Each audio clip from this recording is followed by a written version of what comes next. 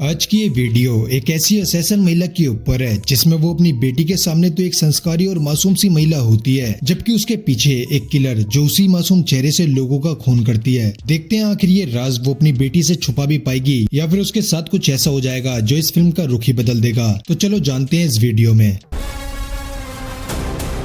कहानी की शुरुआत होती है एक बंदे से जो सफेद कच्छे में बीच सड़क पर सो रहा होता है और जब उसकी आंखें खुलती है तो वो अपने सामने एक लड़की को देखता है और ये और कोई नहीं बल्कि असैसन किल बॉक्सुन होती है। और ये भी कोई नॉर्मल बंदा नहीं होता बल्कि ये जापान का एक नामचीन गैंगस्टर होता है। इसके बाद बॉक्सुन बताती है कि वो एक असैसन है और वो एम के नाम की कंपनी में काम करती है और उसे मारने के उसे पैसे मिलेंगे। जिस पर गैंगस्टर कहता है तो फिर जब मैं सो रहा था तो तुमने मुझे जभी क्यों नहीं मार दिया। जिस पर बॉक्सुन कहती है कि मेरी एक बेटी है और वो मुझे हमेशा कहती है कि सबको बराबरी का मौका मिलना चाहिए, इसलिए मैं तुझे मुझसे बराबरी करने का एक मौका दे रही हूँ। यहाँ हम देखते हैं कि बॉक्सुन कैसी भी असैसन हो लेकिन लड़ाई बिल्कुल ईमानदारी से करती है। इसके बाद ये लड़ने लगते हैं लेकिन जल्दी बॉक्सुन को एहसास हो जाता है ये बंदा कोई नॉर्मल बंदा नहीं है, ये उसे मार भी सकता है, इसलिए वो अपने हथियार को बदलने जाती है। और तुम यहाँ सोचो वो हथियार में क्या लाएगी, पहला तलवार, दूसरा कोई चाकू वगैरह, तीसरा या फिर ईमानदारी के साथ हाथों से लड़ेगी। लेकिन मैं तुम्हें बता दूं ये तीनों ही जवाब गलत हैं। वो लेके आती है गन और उसे मार देती है। मतलब उसकी बेटी की कही गई बात और उसकी ईमानदारी वगैरह गई तेल लेने। वैसे उसकी मर्जी, वो कुछ भी कर सकती है। खैर इसके बाद हम बॉक्सुन को उसके घर का काम करते हुए देखते हैं और यहाँ उसे अपनी बेटी के कपड़ों में एक सिगरेट का पैकेट मिलता है जिसे देखकर उसे अपने बचपन की याद आ जाती है। और यहाँ में पता चलता है कि उसका फादर कोई अच्छा इंसान नहीं था, क्योंकि उस टाइम जब उसके फादर को बॉक्सुन के सिगरेट पीने का पता चला था तो उसके फादर ने उसको बहुत मारा था, मतलब पूरी एक आंख ही फोड़ दी थी। और इससे भी मन नहीं भरा तो उसकी आदत छुड़वाने के लिए उसे जबरदस्ती सिगरेट खिला दी थी। अब ये सोचते हुए जब हम उसे देखते हैं तो वो अब भी सिगरेट पी रही होती है।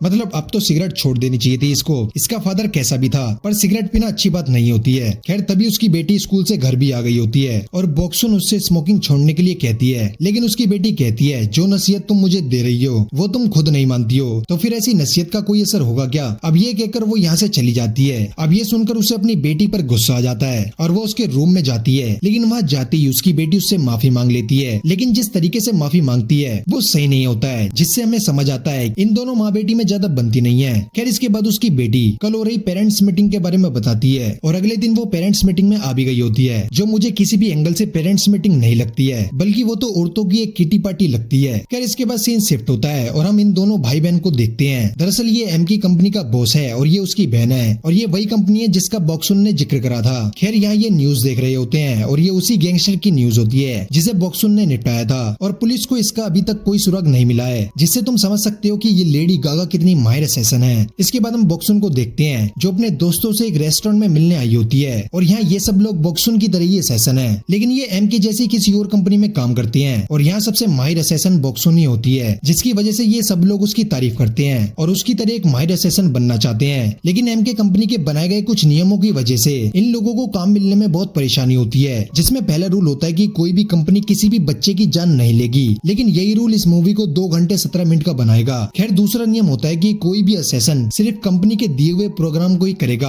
और तीसरा नियम होता है कि उसे कंपनी के दिए हुए प्रोग्राम को पूरा करना ही होगा। इसके बाद हम प्रेजेंट में आते हैं और यहाँ ये बंदा कहता है कि इन नियमों की वजह से एम के पावर में आ गई है, जिस वजह से इंडस्ट्री में मोनोपोली हो गई है और एम के सिर्फ अपने कुछ ही लोगों को बड़ा काम देती है और हम जैसे लोगों को सिर्फ चिल्लरों वाला काम देती है। अब ये सुनकर बॉक्सुन को गुस्सा आ जाता है और वो उससे कहते हैं कि अगर तुम में सच में इतनी काबिलियत है तो क्यों ना तुम मुझे खून से सना चाकू भेज दो। अब ये मत पूछना इसका मतलब क्या होता है, मतलब वो उससे 1v1 करना चाहती है। खैर इतना कहकर वो यहाँ से चली जाती है, लेकिन जब वो अपनी गाड़ी के पास पहुँचती है तो वो इन नमूनों की गैंग को देखती है और ये बॉक्सुन से बदतमीजी करने लगते हैं। लेकिन तभी यहाँ वो लड़का आ जाता है और वो इन नमूनों को मारकर बॉक्सुन को इम्प्रेस कर देता है और यहाँ वो उसको कुछ ज्यादा इम्प्रेस कर देता है। खैर यहाँ में पता चलता है कि ये सब असैसन एक पीरियड के कॉन्ट्रैक्ट पर होते हैं और जल्दी बॉक्सुन का कॉन्ट्रैक्ट खत्म होने वाला है, जिसके बाद वो आगे काम नहीं करेगी। इसके बाद हम बॉक्सुन की बेटी यानी कि लिटिल बॉक्सुन को देखते हैं और यहाँ इस दूसरी लड़की ने लिटिल बॉक्सुन को इम्प्रेस कर दिया होता है और यहाँ में पता चलता है कि ये दोनों एक दूसरे से प्यार करते हैं, लेकिन ये बात ये सबसे सीक्रेट रखना चाहते हैं। खैर तभी यहाँ कुछ लड़के आ जाते हैं जिसकी वजह से लिटिल बॉक्सुन यहाँ से जाने लगती है, लेकिन तभी एक लड़का उससे बदतमीजी करने की कोशिश करता है, लेकिन लिटिल बॉक्सुन उसे धमकी दे देती है कि अगर उसने फिर ऐसा किया तो वो उसे काट डालेगी। मतलब कुछ भी कहो, बिल्कुल अपनी माँ जैसी है। दोनों माँ बेटी आमने सामने मीठी बन जाती हैं और पीठ पीछे काट डालूंगी, छील डालूंगी वगैरह वगैरह। खैर यहाँ पर उसके दोस्त उसका मजाक उड़ाने लगते हैं और उससे फट्टू कहते हैं। खैर इसके बाद बॉक्सुन एमके के ऑफिस में आ जाती है और वहाँ उसे मिन मिलती है और यहाँ सामने तो ये मीठी बनती है लेकिन अंदर ये बॉक्सुन से नफरत करती है। इसके बाद हम एक लड़की को देखते हैं जो एक लड़के को कुत्तों की तरह मार रही होती है और हमें यहाँ पता चलता है कि ये कोई लड़ाई नहीं थी बल्कि ये प्रैक्टिस हो रही थी और यहाँ पर मिन नए किलर्स को तैयार कर रही होती है जिसमें ये लड़की भी होती है और तुम इसे इस बैच की बेस्ट फाइटर या फिर असैसिन भी कह सकती हो। वैसे इसका नाम यंगजी होता है और यहाँ मिन के साथ बॉक्सुन भी होती है जिसे देखकर पूरे बैच में अलग ही जोश होता है क्योंकि बॉक्सुन भी एक नामचीन असैसिन है। लेकिन यहाँ मिन अपने शातिर दिमाग से बॉक्सुन को एक चैलेंज करती है और उससे कहती है कि तुम यंगजी की उम्र में उससे ज्यादा कमाल की नहीं थी, जिसकी वजह से बॉक्सुन का असैसिन ईगो हट हो जाता है और वो यंगजी से लड़ने के लिए तैयार हो जाती है और यहाँ यंगजी अपने बेहतरीन मूव से बॉक्सुन पर हमला करती है पर बॉक्सुन इसका सामना बड़ी आराम से करती है और आखिरकार उसे हरा देती है। इसके बाद हम देखते हैं कि बॉक्सुन अपने बॉस के पास आ गई होती है और यहाँ बॉस उसे एक मिशन देता है जिसमें उसे एक लड़के का मर्डर करना होगा। इसके साथ ही बॉस बॉक्सुन को कॉन्ट्रैक्ट रिन्यू करवाने के लिए भी बोलता है लेकिन बॉक्सुन इस बात को इग्नोर कर देती है। तो बॉस कहता है कि इसकी वजह कहीं तुम्हारी बेटी तो नहीं है। अब बॉक्सुन कुछ बोल पाती तभी उसे किसी की कॉल आती है और कॉल पर बात सुनकर वो हैरान हो जाती है और तुरंत यहाँ से जाने लगती है। दरअसल लिटिल बॉक्सुन ने स्कूल के किसी लड़के की कैची मार दी होती है जो उसे परेशान कर रहा था और यहाँ उसके साथ उसकी फ्रेंड भी होती है लेकिन दोनों में से कोई नहीं बता रहा होता कि आखिर उसने कैची क्यों मारी। अब किसी के कैची मारी है तो लिटिल बॉक्सुन को 1 हफ्ते का सस्पेंशन मिल जाता है और अगर मुद्दा बड़ा हुआ तो उसे स्कूल से निकाल दिया जाएगा। इसके बाद बॉक्सुन लिटिल बॉक्सुन को डांटती है और उससे पूछती है कि आखिर उसने उस लड़के को कैची क्यों मारी, जिस पर लिटिल बॉक्सुन कहती है कि वो तो शुक्र मानो कि वो बच गया, मैंने तो उसे जान से मारने के लिए मारा था। अब ये सुनकर बॉक्सुन के होश उड़ जाते हैं। अब ये बात वो उस बंदे को बता रही होती है जिसने उसे अभी थोड़ी देर पहले बहुत ज्यादा इम्प्रेस किया था। खैर यहाँ वो बताती है कि जब वो 17 साल की थी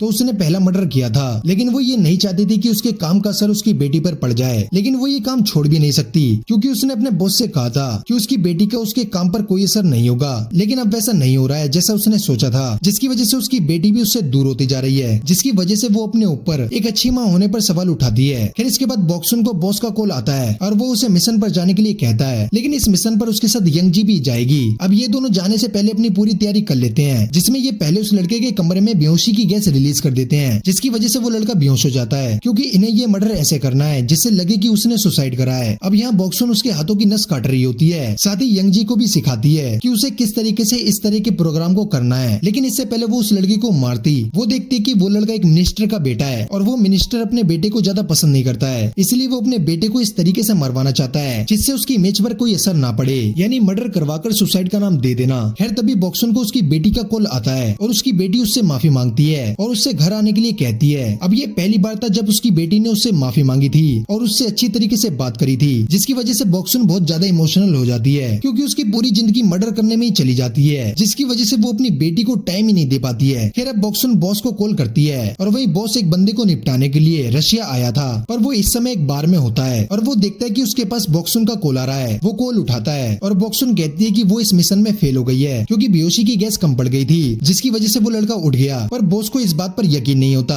और हकीकत भी यही होती है। बॉक्सुन उससे झूठ बोल रही होती है क्योंकि जब उसकी बेटी की कॉल आई थी तो वो इमोशनल होकर वहाँ से आ जाती है और उस लड़के को नहीं मारती है। अब बॉस उसे याद दिलाता है उसने कंपनी के बनाए गए नियमों को तोड़ा है क्योंकि उसने कहा था कि कंपनी के दिए गए प्रोग्राम को किसी भी हालत में पूरा करना ही पड़ेगा। लेकिन तभी इस बार में बॉस का शिकार आ जाता है जिसके लिए वो रशिया आया था। अब यहाँ इनमें काफी बढ़िया लड़ाई हो जाती है पर बॉस यहाँ पर धीरे धीरे करके सबको मार देता है। साथ ही कॉल पर मिशन फेल होने वाली बात को कंफर्म करने के लिए यंगजी से भी पूछता है और यहाँ यंगजी भी झूठ बोल देती है, जिसकी वजह से बॉस कहता है कि अगर तुमने नियमों को तोड़ा है तो तुम्हें मरना होगा, पर मैं तुम्हें इस सजा से बचा सकता हूँ, जिसके लिए तुम्हें अपने कॉन्ट्रैक्ट को रिन्यू करवाना होगा और एमके के साथ काम करना होगा। अब यहाँ काम पूरा करके जब बॉस वापस आ रहा होता है तो वो कॉल पर सारी बात अपनी बहन मिन को बता देता है, जिस पर वो कहते हैं कि बॉक्सुन ने कंपनी का रूल तोड़ा है जिसके लिए उसे सजा मिलनी चाहिए। लेकिन बॉस उसे कहता है कि वो ऐसा नहीं कर सकता क्योंकि वो कंपनी की एक टॉप की असैसिन है। तो मिन कहती है कि फिर उन्हें ये प्रोग्राम किसी और को दे देना चाहिए। लेकिन बॉस कहता है कि अब इस केस को कोई नहीं करेगा और तुम इस केस को फील्ड केस के नाम से बंद कर दो, जिस पर मिन कहती है कि हम ऐसा नहीं कर सकते,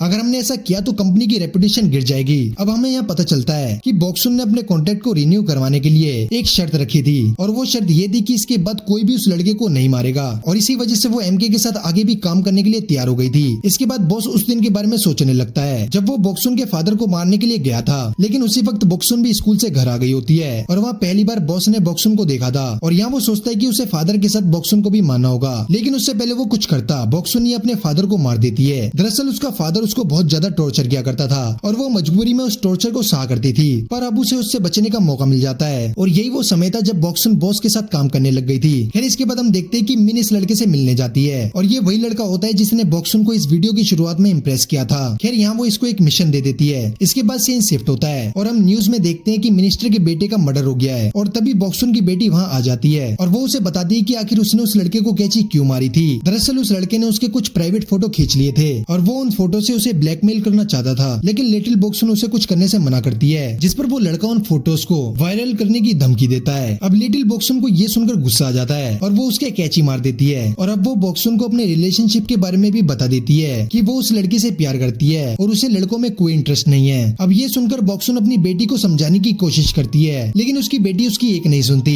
खैर तभी यहाँ यंगजी आ जाती है, लेकिन बॉक्सुन उसकी गर्दन पर चाकू लगा देती है और उससे पूछते है कि वो यहाँ क्या कर रही है, क्योंकि वो नहीं चाहती कि उसकी बेटी को उसके काम के बारे में कुछ भी पता चले। लेकिन यंगजी बताती है कि उसे एमके कंपनी से निकाल दिया है, जिसके बाद ये उसी रेस्टोरेंट में जाते हैं जिसमें अक्सर बॉक्सुन आया करती है और यहाँ उसके दोस्त भी आ जाते हैं और यहाँ बॉक्सुन को पता चलता है कि जिस लड़के को ना मारने के लिए बॉक्सुन ने बॉस के आगे शर्त रखी थी, उस लड़के को इस लड़के ने मार दिया होता है और ये बात जानकर बॉक्सुन को बहुत बुरा लगता है और तभी इस लड़के के पास मिन का कॉल आता है, क्योंकि मिनिस्टर के लड़के को मारने का मिशन मिन ने ही दिया होता है और अब वो वहाँ बैठे सभी लोगों को मिशन देती है कि वो सब लोग बॉक्सुन को मार दें और अगर उन्होंने ऐसा कर दिया तो वो उन्हें एमके की एक अच्छी रैंक पर रखेगी। अब ये सुनते ही सबसे पहले इस रेस्टोरेंट का ओनर बॉक्सुन पर हमला कर देता है और फिर बाकी सब भी उस पर हमला करने लगते हैं, जिसका बॉक्सुन काफी अच्छी तरीके से सामना करती है। साथ ही यंगजी भी बॉक्सुन का साथ देती है और ये दोनों मिलकर सबको निपटा देते हैं। और तभी बॉक्सुन अपना फोन देखती है तो उसमें उसकी बेटी की कई सारी मिस कॉल होती है, तो वो अपनी बेटी को कॉल करके बात कर रही होती है और वहाँ से जाने लगती है, लेकिन तभी उसे बॉस पकड़ लेता है और उसका गला दबाने लगता है। लेकिन तभी वहाँ यंगजी आ जाती है और वो बॉस को कहती है कि ये हमला डायरेक्टर मिन ने करवाया था और इसमें बॉक्सुन की कोई गलती नहीं है, तो वो बॉक्सुन को छोड़ देता है। लेकिन बॉक्सुन कहती है कि तुमने अपनी शर्त नहीं रखी, इसलिए मैं तुम्हारी बहन यानी कि मिन को मार दूंगी, जिस पर बॉस कहता है कि अगर तुमने उसे कुछ करा तो मैं तुम्हें मार दूंगा और वैसे भी तुमने जो दूसरी कंपनी के लोगों को मारा है उसका भी उन्हें जवाब देना होगा और अगर तुम एमके के साथ बनी रही तो मैं तुम्हें इस झमेले से बचा सकता हूँ और वैसे भी तुम्हारे कॉन्ट्रैक्ट को मिन ही संभालेगी। इसके बाद बॉक्सुन यहाँ से चली जाती है और वहीं बॉस यंगजी को मार देता है, क्योंकि वो नहीं चाहता कि आगे चल के कोई भी उसके और उसकी कंपनी के रास्ते में कांटा बने। वहीं दूसरी ओर जब बॉक्सुन घर पहुंचती है तो उसकी बेटी उससे कहते हैं कि मैंने आपके बैग में गन देखी थी, लेकिन वो ये सोचती है कि उसकी माँ कोई सीक्रेट एजेंट है और बॉक्सुन भी हाँ कह देती है कि वो एक सीक्रेट एजेंट है। वहीं उसकी बेटी बताती है कि उसकी फ्रेंड ने उसके साथ प्यार करने का एक नाटक किया था। इसके बाद हम एक मीटिंग को देखते हैं और ये सभी कंपनियों के बॉस होते हैं और ये मीटिंग इसलिए होती है क्योंकि बॉक्सुन ने इन्हीं लोगों के कंपनी के लोगों को मारा था और ये कंपनी के बनाए गए नियमों को तोड़ता है। इसके बाद इन्हीं में से एक आदमी खड़ा होता है और बॉस के सामने एक चाकू रख देता है और कहता है कि तुम्हारी कंपनी के किसी मेंबर ने नियमों को तोड़ा है और उसकी गलती को छुपाकर तुमने भी नियमों को तोड़ा है, तो क्या नियम को बनाने वाला अपने नियमों को मानेगा और अपने सिर को कलम करेगा।